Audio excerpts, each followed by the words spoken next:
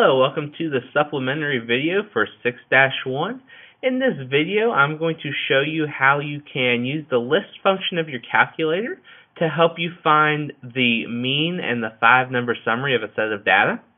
So I have a set of numbers here listed on my paper here, and I'm going to show you how to find the mean and the 5-number summary with the calculator.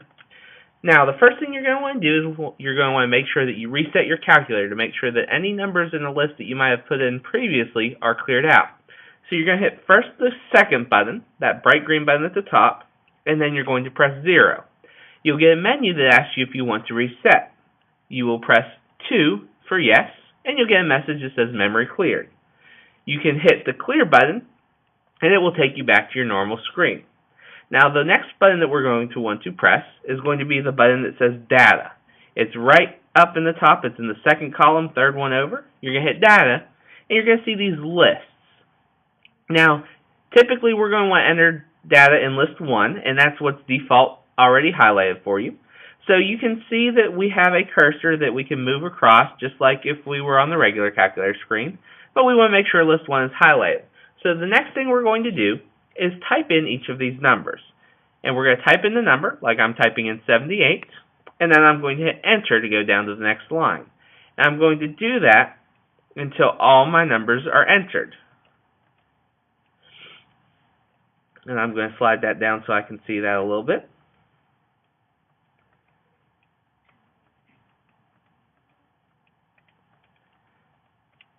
Now, a way to make sure that you've got all your data entered, if you highlight that last value, if you look real closely at the bottom, it will say L1 and then it will have a number inside. That's the number of data that you have entered so far. So if I go back and count 1, 2, 3, 4, 5, 6, 7, 8, 9, 10, I should have my last number being on L1 10, which is the case. So I know I haven't missed anything. Now the next thing we're going to do is we're going to have to quit out of the screen. So we're going to hit that second button again, that bright green button, and then we're going to hit mode. And it's going to take us back to our home screen. Now, we want to hit that second button again, and now we're going to hit the data button again. The same button we used to get to our list, we're just going to hit the second button first. And it brings us to a menu. It gives us the option of 1 var stats and 2 var stats. What that stands for is 1 variable stats or 2 variable stats. We'll deal with some 2 variable stats later in the unit, but in this lesson we're going to just focus on the 1 variable stats. So we're going to make sure 1 is highlighted, and we can either hit the 1 button or we can hit enter when it's highlighted. We want to make sure that whatever list you put the data into is the one highlighted. We put our data into list 1, so we're going to make sure that we have list 1 highlighted, and it is. And for the frequency, we are just going to leave it as 1, and then we'll go down to the button that says Calc, C-A-L-C, that stands for calculate, and we're going to hit enter. And we're going to get this big, long list of numbers. Now, we won't use all of these numbers that were given, but I'll go ahead and highlight the important ones for you.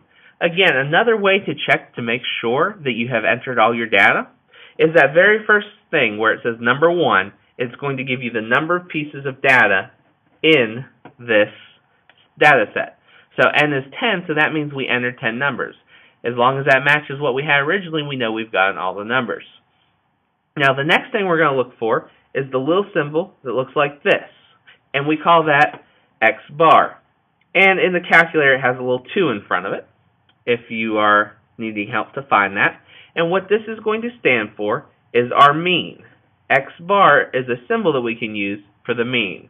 So if we're looking at our example, the mean is going to be 82.8. All right. The next couple deal with standard deviation, which we won't discuss in this course. So I'm just going to go ahead and slide by them all until I get to number 7, which is going to give me min. This is going to be the smallest value in your data set. So we don't even have to put these in order. We can just type them into the calculator as is, and the calculator will be able to tell us what our smallest number is. In this case, our smallest number was 64. If we continue to scroll down, we'll see the rest of our 5-number summary. Item number 8 on the calculator gives you Q1, which is our first quartile. It tells us our first quartile is 78. If we continue to scroll down, you'll see that number 9 is the median. It just says MED, that stands for median. And our median is going to be 82.5. And you can guess what else we're going to find below this. We're going to scroll down, and you'll see that the rest of our 5-number summary is there. Now notice after 9 it switches to an A when it's labeling them, and our A is going to be Q3, and that's going to be 91. And then finally, at B, we are given our max, which is 98. Now, these numbers on the side are not anything that you need to put on your paper. These are just kind of some notes as to what numbers you should be looking for in this list. Again, after you do each set of data and you move on to the next set, you'll want to reset your calculator. That way you make sure that you don't leave any numbers from the old set in. But then you'll just follow the exact same process. So again, just to review, we can use this to find the number of terms in our data set. We can find the mean, which is the X bar. And then we can scroll down and find our 5-number summary. The minimum, Q1, our median, Q3, and our max. So I'm going to go ahead and clear out my calculator one more time. That way I know we're ready for the next one. So again, I'm going to hit that second key and then 0. I'm going to choose yes, and I'm going to get my memory cleared. Alright, now you guys know how to use the calculator to find your mean and your 5-number summary.